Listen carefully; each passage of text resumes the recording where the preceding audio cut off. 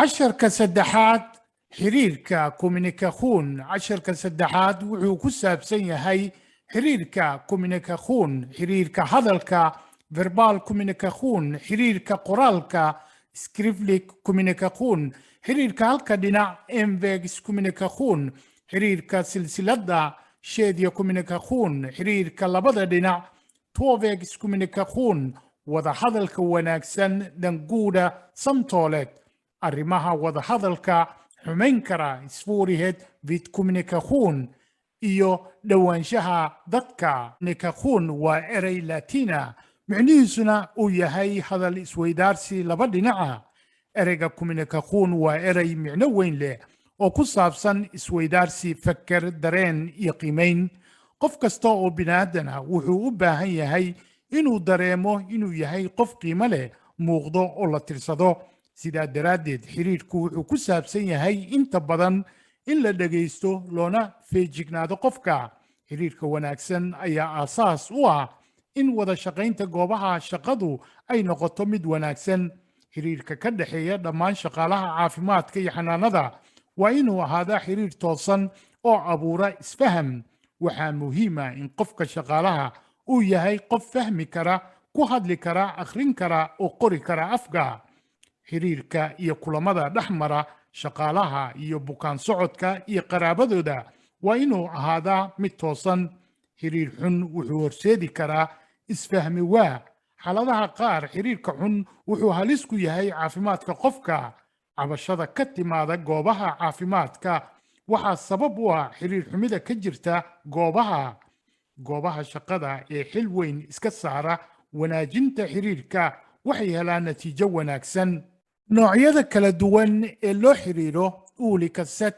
att kommunicera waxay kala yihiin xiriirka hadalka verbal communication hadalka jirka kroppsspråk xiriirka qoraalka skriftlig communication haddii aynu ku horeyno xiriirka hadalka verbal communication waa xiriir la adeegsado ereyga uud wada hadalka waa xiriir wanaagsan oo xoojiya xiriirka dadka shaqaalaha caafimaadka iyo xanaanada waxay marar badan la kulmaan xaalado u baahan wada hadal tusaale ahaan soo dhoweynta dadka bukaan socodka iyo qaraabadooda ee soo booqda goobaha caafimaadka iyo xanaanada sidoo kale waxaa muhiima inuu jiro wada hadal joogto ah oo u dhaxeeya qofka shaqaalaha iyo saaxiibadiisa shaqo si loo sugo daryeel caafimaad oo nabadgelyo iyo xasilooni leh afka språket wuxuu muhiimad weyn u leeyahay xiriirka hadalka siyaabo kala duwan ayay dadka hadalka u yiraahdaan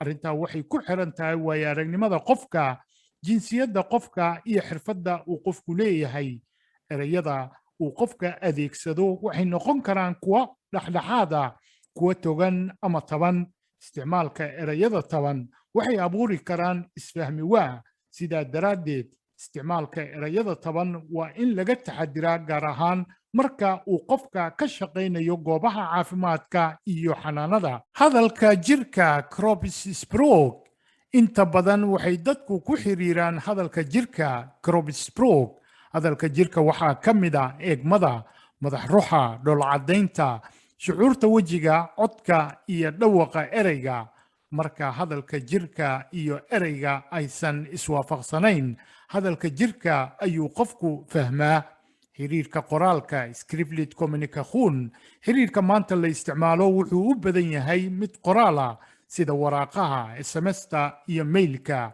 howlaha daryeelka caafimaadka iyo xanaanada waa howlo lagu fuliyo inta badan xiriir qoraala si adeega daryeelka caafimaadka iyo xanaanada u noqdaan adeeg wanaagsan oo la hubo waxaa muhiima in shaqaalaha daryeelka caafimaadka iyo xanaanada ay yihiin shaqaale wax aqrin kara oo fahmi kara qoraalada qoran sidoo kale waxaa loo baahan yahay in qofka shaqaalaha uu diiwaan geliyo dhacdooyinka ka dhaca goobaha shaqada wada hadalka ama xiriirka wuxuu u dhacaa siyaabo kala duwan tusaale ahaan xiriirka halka dhinac ambiguous communication xiriirka silsiladda shared communication xiriirka labada dhinac two-way communication haddii aynu ku horeyno xiriirka halka dhinac ambiguous communication waa xiriir la isticmaalo marka warbixin la gaarsiinayo dadka tusaale ahaan marka hay-adda caafimaadka dadka Folk Health muddaheetan ay warbixin ku saabsan COVID-19 ay bulshada gaarsiinayso. sidoo kale wararka laga sii daayo idaacadaha iyo shirarka jaraa'id waa tusaale kale oo ka mid ah xiriirka halka dhinac. xiriirkan waxay warbixintu gaartaa dad badan, warbixintuna waxay dadku u gaartaa si siman. hase ahaatee xiriirka halka dhinac ma laha fursad ay dadku ka falcelin karaan hadallada loo soo gudbiyo. waxaa halis ah in hadalka si qaldan loo fahmo. xiriirka halka dhinac waa xiriir ay isticmaalaan ururada u dhisan qaabka kala sarreynta sida hay-adaha caafimaadka iyo difaaca. xiriirka silsiladda Shade Communication marka ay dad badan xiriirayaan waxaa la isticmaalaa xiriirka silsiladda. xiriirka noocan waa xiriir aad looga isticmaalo xarumaha daryeelka caafimaadka iyo xanaanada. warbixintu waxay ka gudubtaa qof una gudubtaa qof kale maadaama shaqaalo badan oo kala duwan ay qayb ka yihiin daryeelka caafimaadka qofka bukaan socodka. waa in xiriirku u ahaadaa mid toosan si aysan u dhicin isfahmi waa. hadal ay isku soo gudbiyeen dad badan waxaa ka dhalan kara qalad. sidaa daraaddeed waxaa muhiim ah in la diiwaan geliyo arrimaha ku saabsan qofka bukaan socodka. xiriirka labada dhinac Tuovex Communication waa xiriir ka dhexeeya labo iyo in ka badan kuwa oo wada hadal dhex maro. xiriirka labada dhinac waa xiriir laga falcelin karo oo qofka la weydiin karo su'aalo. goobaha caafimaadka iyo xanaanada aad ayaa looga isticmaalaa xiriirka labada dhinac. wada hadalka wanaagsan danguuda samtooleed. shaqaalaha daryeelka caafimaadka iyo xanaanada waa inay adeegsadaan wada hadalka wanaagsan. si wada hadalku u noqdo wada hadal wanaagsan waxaa loo baahan yahay in la qaado tallaabooyinka soo socdo. diyaargarow for beredelser. marka aad la leedahay wada hadal qof bukaan socda ama qaraabadiisa waxaa muhiima in aad wax ka og tahay taariikhda qofka, xaaladda noloshiisa iyo waxa uu xiiseeyo. taa waxay fududaynaysaa in si fiican u fahamto baahida qofka iyo falcelinta qofka. waqti offsetid in wada hadalku u wanaagsanaado wuxuu u baahan yahay waqti. sidaa daraaddeed waa inaad u qorshayso waqti ku filan wada hadalka. sidoo kale in aad ugu horrayntiiba u sheegto qofka waqtiga aad haysataan iyo goorta uu wada hadalka ku eg yahay. qol gaara waxaa wanaagsan in wada hadalka uu ka dhaco goob asturan, gaar ahaan marka wada hadalka uu ku saabsan yahay mowduuc xasaasi ah. waxaa wanaagsan inaad fadhiisato meel u dhow qofka aad wada hadlaysaan adigoo ixtiraamayo qofka xadkiisa. su'aalaha furan obna frogur. adeegso su'aalaha furan sida maxay tahay, goortee. marka uu jiro wada hadal ka dhexeeya laba qof waxaa muhiim ah in su'aaluhu ay yihiin kuwo furan si wada hadalka uu u yeesho firfircooni. tusaale ku saabsan su'aalaha furan: sidee ayaad ku qeexi lahayd xaaladdan? su'aalaha furan waxay keenaan in wada hadalka horay u socdo. su'aalaha gaagaaban oo ay jawaabtoodu tahay haa ama maya waa in la iska ilaaliyo maxaa yeelay waxay soo afjaraan wada hadalka. dhegaysi firfircoon active listenande. feejignaan iyo firfircooni waxay udubdhaxaad u tahay wada hadalka wanaagsan. u ogolow qofka hadlayo inuu hadalkiisa dhammaysto oo aadan welwel ku abuurin. ahow mid aamusan. ujeeddada wada hadalka waa in aad fahamto qofka kale. sidaa daraaddeed waa inaad weydiiso su'aalo. dhegaysiga firfircoon waa rabitaan ku salaysan isfaham iyo wada hadal wanaagsan. madaxa oo la ruxo iyo in la is eego waa qodobo xoojiyo wada hadalka wanaagsan. arrimaha xumayn kara xiriirka Svårighet vid kommunikation waxaa ugu horeeya fariimaha isdiidan dubbla budskap. waa marka hadalka uu qofku leeyahay iyo hadalka jirkiisa ka muuqda aysan islahayn. tusaale ahaan qof ku hadlayo erayo nacayba isla markaana dhoolla caddaynaya. sidoo kale qof shaqaalaha uu kuu sheegayo in aad wakhti badan haysataan isla markaana had iyo jeer eegayo saacadda. fariimaha isdiidan waxay ka mid yihiin arrimaha xumayn kara xiriirka dadka. hadal aan caddayn utydligt budskap. hadalka aan si fiican loogu fiirsan wuxuu abuuri karaa isfahmi waa.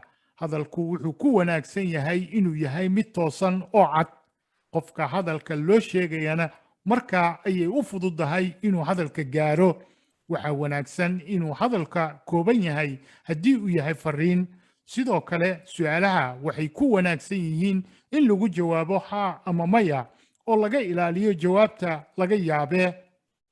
naafanimada funktionsnedsättning naafanimada waxay keentaa mararka qaar in uu qofka ku adkaado xiriirka. shaqaalaha daryeelka caafimaadka iyo xanaanada ee gacanta ku hayo dadka naafada ee uu hadalka ku adag yahay waxaa muhiima in ay xil weyn iska saaraan in ay fahmaan hadalka qofka.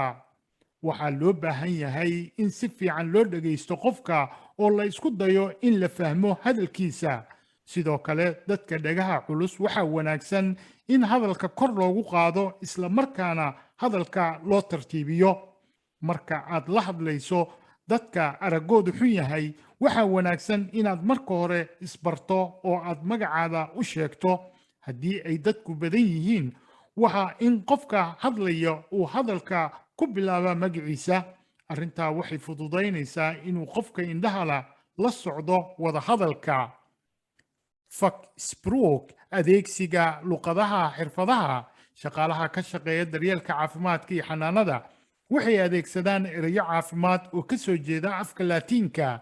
maadaama shaqaalo kala duwan ay ka shaqeeyaan goobaha caafimaadka iyo xanaanada waxay adeegsadaan erayo caafimaad oo leh micno kala duwan. tusaale waxaan u soo qaadan karnaa ereyga gastrobi micnihiisu yahay baaritaanka maqorka caloosha iyo mindhicirada, iyo ereyga palliative ward oo ah daryeelka qofka bukaan socodka si loo yareeyo xanuunka. adeegsiga ereyada la soo gaabiyey forkortningar waxaa goobaha caafimaadka iyo xanaanada laga isticmaalaa erayo la soo gaabiyey. qofka bukaan socodka waxaa ku adag inuu fahmo micnaha ereyada la soo gaabiyey. sidaa daraaddeed waxaa habboon in la iska ilaaliyo in la isticmaalo ereyada la soo gaabshay marka lala hadlayo qofka bukaan socodka ama la diiwaangelinayo xaaladiisa caafimaad. afka språk luqadaha ay ku hadlaan dadka laga tiro badan yahay minorität språk waxaa ka mid ah luqadda finishka, rumani, jidish iyo saamaha. luqadda ay ku hadlaan dadka ajnabiga sida soomaalida, carabta looma tiriyo inay yihiin minorität språk maxaa yeelay loogama hadlin luqadaha muddo dheer waddankan Sweden. luqadda loo aqoonsado inay tahay minorität språk waa luqadaha looga hadlay dalkan Sweden muddo 100 sano ah. luqadda iyo lahjadu waa sumad uu leeyahay qofka. sidaa daraaddeed waa in loo feejignaado marka ay ka lunto qofka luqadda. luqadda waxaa lumiyo cudur sida strooga oo qofka ku dhaco. sidoo kale shaqaalaha daryeelka caafimaadka iyo xanaanada waa inay u feejignaadaan xilliga uu qofka bukaan socodka u baahan yahay inuu helo turjubaan u hadal celiya.